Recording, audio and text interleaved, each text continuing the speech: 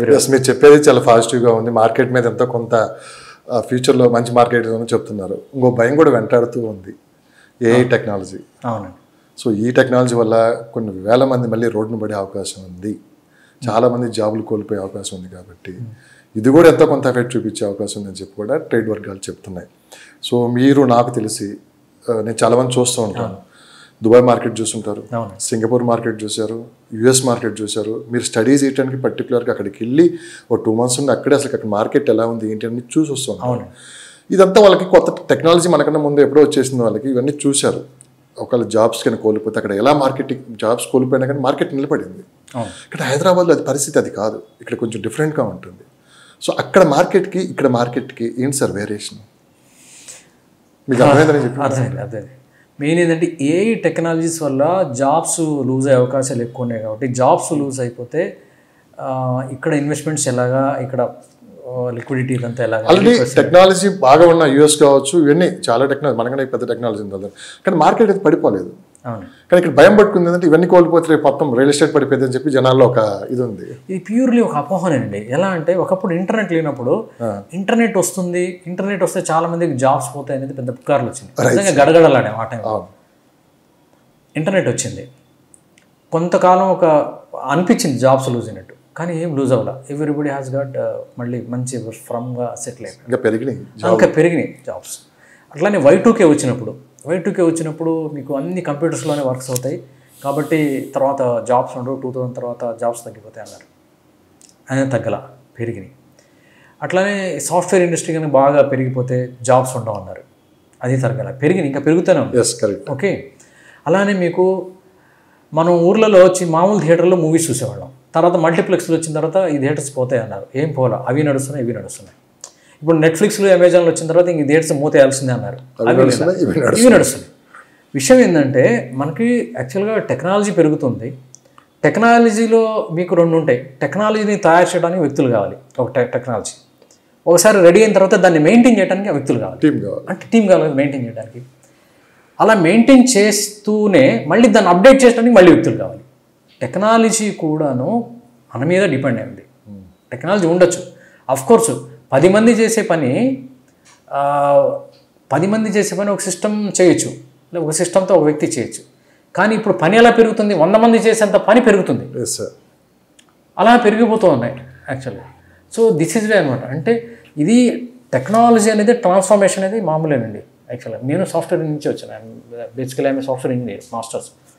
So technology అనేది మేము ఒకప్పుడు C++ అన్నాం, తర్వాత షార్ప్ అన్నాం, తర్వాత ఇట్లా మారుతూ వచ్చింది టెక్నాలజీ అప్డేట్. జర్నలిజం కూడా చేసి ఉంటారు, చేశాను. అవును, ఈనాడులో చేశాను, అన్ని చూసి వచ్చారు. అవును. సో టెక్నాలజీ అనేది మారుతుంది, రీప్లేస్ చేస్తుంది తప్పితే ఎంప్లాయ్మెంట్ వ్యవస్థలో ఇప్పుడు అనుకున్నంత భయం అయితే మార్కెట్ మీద అయితే ఉండదండి. ఏదైనా సరే అంతిమంగా ఫైనల్గా ఏంటంటే సార్, ₹1 ₹10 ఎలా చేయాలని, టెక్నాలజీ అయినా సరే, రియల్ ఎస్టేట్ అయినా సరే, ఏదైనా సరే మనీని ఎలా జనరేట్ చేయాలి అనేది దాని మీదే ఉంటుంది. సో ఇది ఎక్కడ తీసుకున్నా కానీ అది చాలా ఈజీగా దొరికే ఆప్షన్ ఏదైనా రియల్ ఎస్టేట్. ఎక్కువ కష్టపడాల్సిన పని లేదు, ఒక నమ్మకంతో ఇన్వెస్ట్ చేయాలి. ఆ నమ్మకాన్ని మనం జాగ్రత్తగా ముందుకు తీసుకుని వెళ్తే అదే మనకి రేపు తరతరాలు అంటారు కదా, మన పిల్లలకు కూడా త్వరగా వేస్తాయి. దాని గురించి మీరు ఏమంటారు? ఎప్పుడైనా సరే రియల్ ఎస్టేట్లో ఇన్వెస్ట్ చేసేటప్పుడు మనం స్థూలంగా ఆలోచించాలి. సూక్ష్మంగా ఆలోచించడం అంటే ఏంటంటే ఇంపాక్ట్స్, రియల్ ఎస్టేట్లో పెట్టాలా వద్దా, ఇక్కడ పెడితే బాగుంటుంది, అక్కడ పెడితే బాగుంటుందా, హైడ్రా ఎఫెక్ట్ ఏంటి, ఆర్టిఫిషియల్ ఇంటెలిజెన్స్ ఏంటి, ట్రంప్ విధానాలు ఏంటి, ఈ ఇంపాక్ట్ ఎలా ఉంటుంది, రియల్ ఎస్టేట్లో పడిపోతుంది, ఇవన్నీ మనం సూక్ష్మంగా ఆలోచించేది. సూక్ష్మంగా ఆలోచించేవన్నీ ఏంటంటే మనం బేస్డ్ ఆన్ ద ఈవెంట్స్, మన చుట్టుపక్కల జరుగుతున్న ఈవెంట్స్ మీద చూస్తాం. మీరు స్థూలంగా తీసుకున్నారు అనుకోండి, స్థూలంగా అంటే బ్రాడ్గా తీసుకుంటే హైదరాబాద్ ఇండియా పాపులేషన్ ఎట్లా ఉంది, ఇండియాలో ఎడ్యుకేషన్ వ్యవస్థ ఎలా పెరుగుతూ వస్తుంది, ఇక్కడ పీపుల్ హౌ మీకు ఎఫ్లుయెంట్ పీపుల్గా ఎలా మారుతున్నారు. ఎఫ్లుయెంట్ పీపుల్ అంటే ఆర్థికంగా అంటే ఒక ఉన్న స్థాయి నుంచి ఉన్నత స్థాయికి వెళ్ళే వాళ్ళ సంఖ్య అనేది ఇండియాలో చాలా ఎక్కువగా ఉంది. ఓకే, సో మనం సూక్ష్మంగా ఆలోచిస్తే మన ఎకానమీ ఎలా డెవలప్ అవుతుంది, మన కంట్రీ మీద ఎన్ని కంట్రీస్ డిపెండ్ అయి ఉన్నాయి, ఇవి అనమాట. నేను ఒక చిన్న ఎగ్జాంపుల్ చెప్తానండి. కీట్స్ అని ఒక ఆర్థిక శాస్త్రవేత్త ఉన్నాడు. ఆడమ్ స్మిత్ అనే అతను ఎకానమీలో ఫాదర్ ఆఫ్ ద ఎకనామిక్స్ అంటారు, తర్వాత వచ్చిన ఆర్థిక వ్యవస్థ అనమాట. ఆయన ఆ రోజుల్లోనే చెప్పాడు అనమాట. ఎట్లాగా అప్పుడు అన్ని కంట్రీస్ అన్ని ఇది నేను చెప్తుంది ఇండస్ట్రియల్ రివల్యూషన్ కంటే బిఫోర్, అంటే 18th century ending, 19th century కూడా 18th century ఎండింగ్లో ఆయన ఆ రోజుల్లోనే అంచనా వేశాడు. చైనా, ఇండియా లాంటి ప్లేస్లో జనాభా పెరుగుతుంది, జర్మనీ, అమెరికా లాంటి ప్లేస్లో మీకు జపాన్ లాంటి ప్లేస్లో మీకు టెక్నాలజీ పెరుగుతుంది, అమెరికా ఇంకా కొన్ని బ్రిటన్ లాంటి ప్లేస్లో డబ్బు పెరుగుతుంది. ఓకే, సో ఒక బిజినెస్ జరగాలన్నప్పుడు, ఏదైనా ఒక వస్తువుల్ని ఉత్పత్తి చేయాలన్నప్పుడు ల్యాండ్ కావాలి. అమెరికా లాంటి దాంట్లో ల్యాండ్ ఉంది, ఇండియాలో కూడా ల్యాండ్ ఉంది. ల్యాండ్ ఉండాలి, మూలధనం అంటాం, అంటే టెక్నాలజీ కానీ, ఇండస్ట్రీస్, మిషనరీస్ కానీ ఇవి ఉండాలి. అలానే ఎంప్లాయీస్ దాని మీద వర్క్ చేయాలి, అలానే డబ్బు ఉండాలి. ఈ 4 ఉండాలి. ఇప్పుడు 5వ టెక్నాలజీ ఆడింది. ఈ 5టిని రాబోయే కాలంలో ఆయన ఆటం, ఈ 5టిని గ్లోబలైజేషన్ అయిపోతుంది. ఈ 5టి కూడా ఒకే చోటకి చేరే అవసరం ఉంటుంది. ఈ 5టికి ఒకటే చోట చేరాలంటే ల్యాండ్ ఉన్న దగ్గర కంటే కూడా, టెక్నాలజీ ఉన్న దగ్గర కంటే కూడా, డబ్బున్న తేట కంటే కూడా మ్యాన్ పవర్ ఎక్కడైతే ఉంటుందో అక్కడికి ఇవన్నీ వస్తాయనేది ఆ రోజుల్లో చెప్పాడు.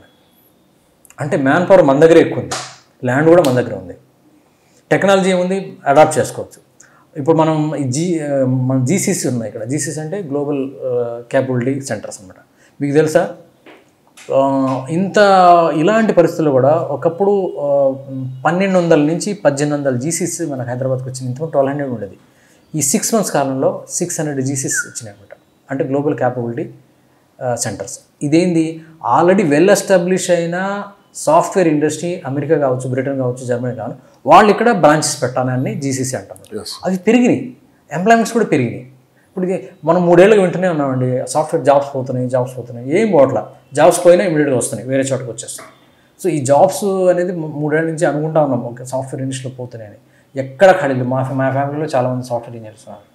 ఒక జాబ్ పోతే ఇంకో జాబ్ ఇమీడియట్గా వస్తుంది అనమాట. సో ఎక్కడిగా ప్రాక్టికల్ ఇవన్నీ మీరు స్థూలంగా చూసినప్పుడు మన భారతదేశం ఎలా ఉంది ఒకప్పుడు, ఇప్పుడు ఎలా ఉంది, మనం ఎలాంటి అడుగులు వేస్తూ ఉన్నాం, అట్లనే ఆర్థికంగా ఏ విధంగా ఎదుగుతూ ఉంది, మనుషులు ఆర్థికంగా ఎలా ఎదుగుతూ ఉన్నారు, ఎడ్యుకేషన్ పరంగా ఎలా అప్డేట్ చేసుకుంటూ ఉన్నారు, ఇవన్నీ చూసుకుంటే రియల్ ఎస్టేట్ కూడా ఇలాంటి పరిణామాలు చాలా జరుగుతూ ఉన్నాయి అనమాట. అలా కనుక చూసుకుంటే దీన్ని విల్ థింక్ అనమాట.